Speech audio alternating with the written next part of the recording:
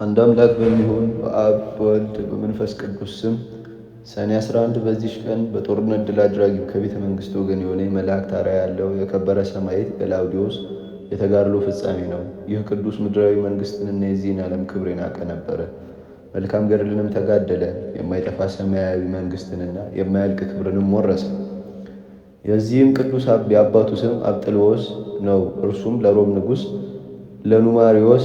ለኑማኒዎስ ወንድሙ ነው። መልኩም እንደ ራእይል ያዕቆብ ልጅ እንደ ዮሴፍ እጅግ ውብ ነበር። እርሱም በጦርነት ላይ የበረታ ነበር። የአንጾኪያ ተወላጆችም ይመኩበት ነበር። ስለ ደም ግባቱና ጽናቱ በሁሉ ዘንድ የተወደደ ነበር። እርሱንም ከመውደዳቸው ብዛት የተነሳ ጠላቶችን ድል እንዳደረጋቸው እነርሱም ድል ሆነው በውርደት በብዙ ድንጋጤ ከፊቱ እንደሸሹ አድርገው ስዕሉን ስለው በከተማ መግቢያ በር ላይ ያኖሩት ነበር።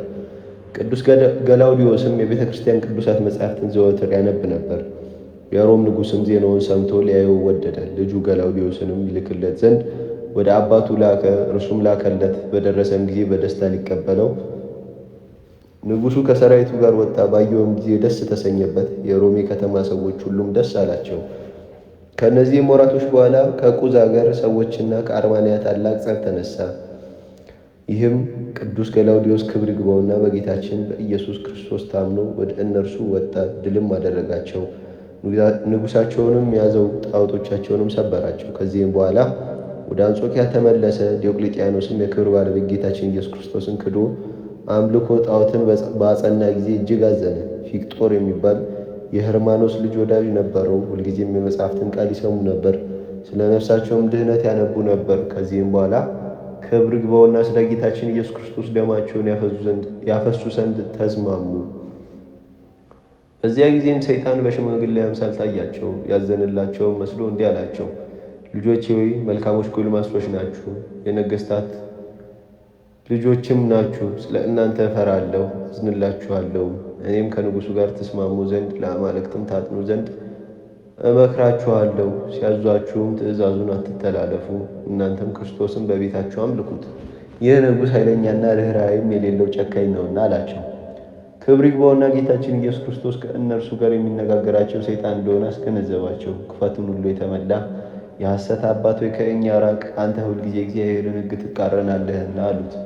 ያን ጊዜ መልኩን ለውጦ እንደ ጥቁር ባሪያ ሆነ። እንዲህም አላቸው፣ እነሆ ከንጉሥ አጣልቼ ደማችሁን እንዲያፈስ አደርገዋለሁ። ሰይጣኑም ይህም ብሎ ወደ ዲዮቅልጥያኖስ ሄደ። ፊቅጦርንና ገላውዲዮስን ካልገደልካቸው በአንተ ላይ ይነሳሉ፣ አንተንም ገድለው መንግሥትን ይወስዳሉ፣ እነርሱም የመንግሥት ልጆች ናቸውና አለው። ስለዚህም ንጉሡ ወደ ቅዱስ ገላውዲዮስ ልኮ ወደ እርሱ አስመጣው። ለጣዖታቱም እንዲሰዋ ለመነው። የአባቱን ሹመት ይሾመው ዘንድ ቃል ገባለት።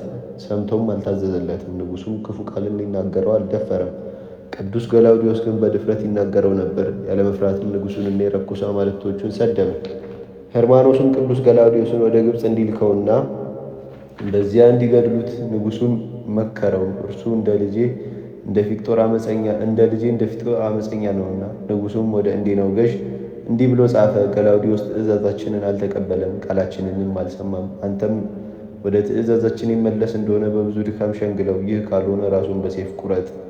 ቅዱስ ገላውዲዮስም ወደ እስክንድርያ የወስዱት ዘንድ ንጉሥ እንዳዘዘ ባወቀ ጊዜ የእህቱ ባል የሆነ ሲድራማኮስን ጠርቶ ክብር ይግባውና ጌታችንን በማመን እንዲጸና ወገኖችንም እንዲያጸናቸው አደራ አለውና በሰላምታ ተሰናበተው።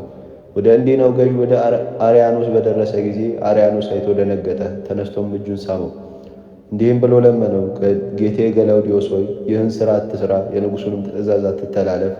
ቅዱስ ገላውዲዮስም እንዲህ ሲል መለሰለት፣ ንጉሥ ያዘዘህን ልትፈጽም እንጂ በነገረህ ልታስተኝ አልተላኩም አለው። መኮንኑም እስከሚቆጠር ድረስ እንዲህ እርስ በርሳቸው ይነጋገሩ ነበር። በመኮንኑም እጅ ጦር ነበረ። ቅዱስ ገላውዲዮስንም ወጋው። ነፍሱንም ክብር ይግባውና በጌታችን እጅ ሰጠ። በመንግሥተ ሰማያትም የሰማዕትነት አክሊልን ተቀበለ። ምእመናንም መጥተው የቅዱስ ገላውዲዮስን ሥጋ ወሰዱ፣ በመልካም አገናነዝም ገነዙት። ከቅዱስ ፊቅጦር ሥጋ ጋርም በሳጥን ውስጥ አኖሩት። የስደቱም ዘመን እስከሚፈጸም ጠበቁት።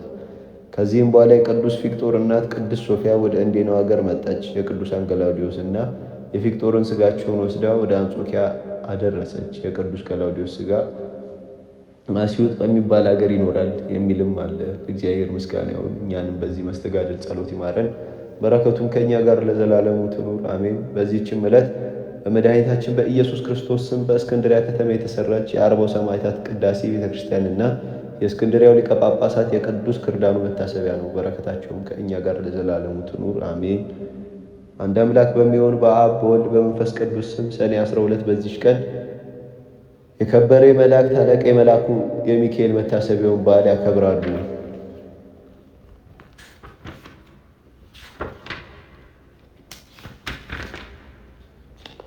ዳግመኛም በዚች ቀን እግዚአብሔርን የሚፈራ አስተራኒቆስ የሚስቱ የቅድስት አፎምያም የዕረፍቷ መታሰቢያ ነው። በዚህችም ዕለት ለአባቶች ሊቃነ ጳጳሳት ስድስተኛ የሆነ የእስክንድርያ ሊቀ ጳጳሳት አባ ዮስጦስ አረፈ።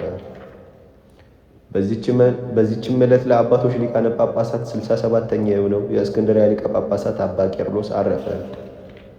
ዳግመኛም በዚህች ዕለት የተባረከና የተመሰገነ በሰማያት ያለ ምስጢርን ያየ የኢትዮጵያ ንጉሥ ላሊበላ የዕረፍቱ መታሰቢያ ሆነ።